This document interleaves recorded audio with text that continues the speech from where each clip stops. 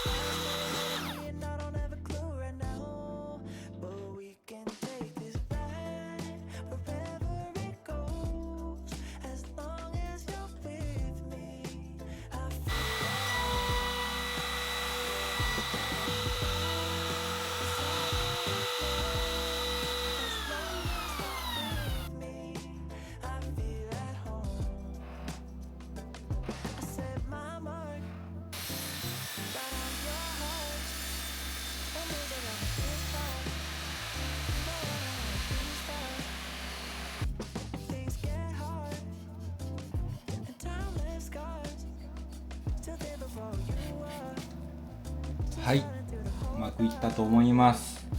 完成です。